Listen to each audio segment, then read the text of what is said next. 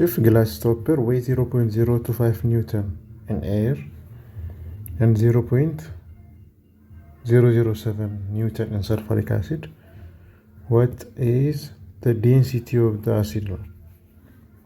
አሁን እዚህ ጋር እስቲ ሶስት ኮንቴነሮች ወይ ሁለት ኮንቴነሮች አሉ እንበል። አንደኛው ዋተር ነው፣ ሁለተኛው ደግሞ አሲድ ነው። አሁን የተጠየቅነው ዴንሲቲ ኦፍ ዘ አሲድ ነው። density of the acid. If glass stopper weighs 0.025 Newton in air, which means weight of the object in air is equals to weight of the object in air is equals to 0.025 Newton.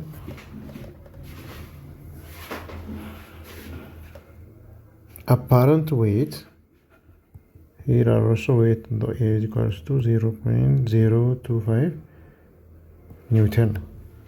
Weight of object in air.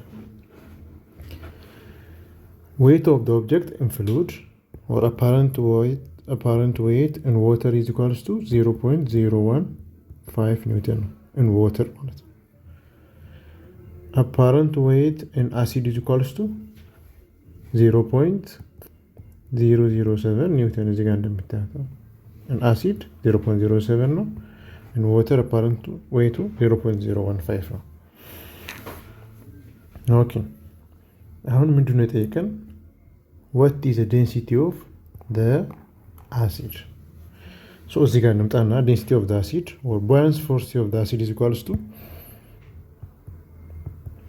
density of the acid volume of the displaced acid equal times g ማለት ነው, which is equals to weight of the object in air minus weight of the object in acid or apparent weight of the object in fluid ማለት ነው.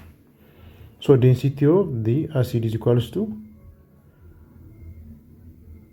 weight of the object in air, which is equals to 0.025 Newton minus weight of the object in acid 0.007 Newton, the whole over volume of the acid times G.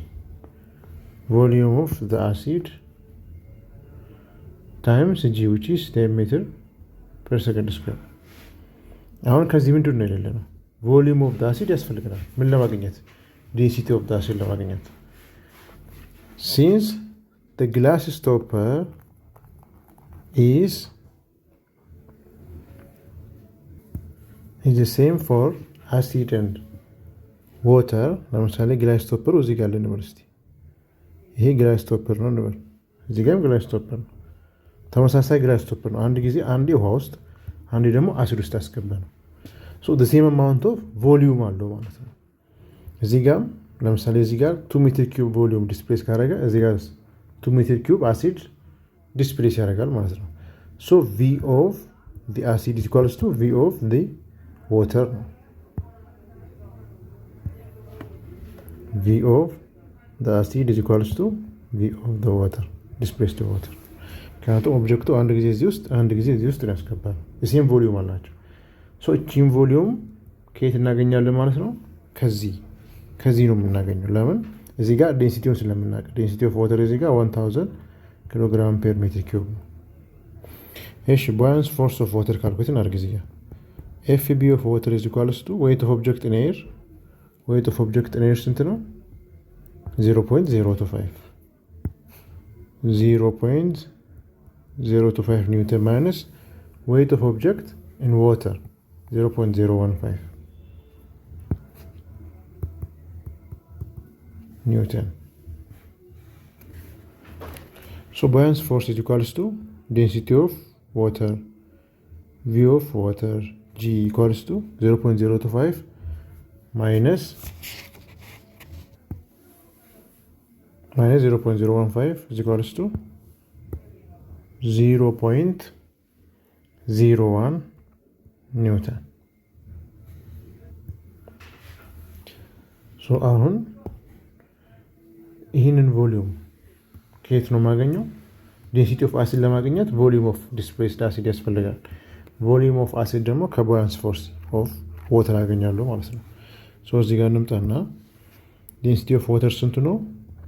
1000 ኪሎግራም ፐር ሜትር ኪዩብ ታይምስ ቮሊዩም ኦፍ ወተር which is unknown times 10 meter per second square is equals to 0.01 Newton.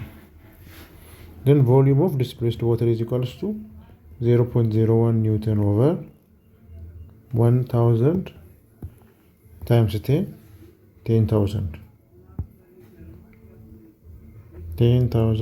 kilogram per meter cube times meter per second square ማለት ነው which is equals to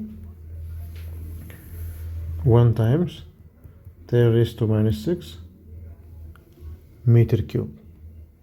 so አሁን ቮሊዩሙን አገኘው። ቮሊዩም ኦፍ ዋተር is equals to ቮሊዩም ኦፍ አሲድ ብለናል።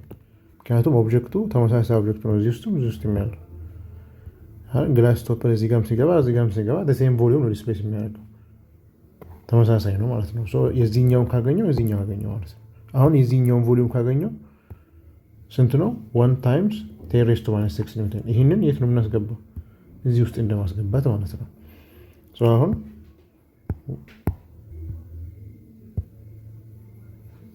density of acid is equals to 0.025 minus 0.075 is equals to 0.018 all over volume of acid ከዚህ ያገኘ ነው ከቦያንስ ፎርስ ኦፍ ዋተር ያገኘ ነው። volume of acid is equals to 1 times 10 raised to minus 6 times 10 which is equals to 1800 kilogram per meter cube. so volume of density of acid ይሄ ይመስላል።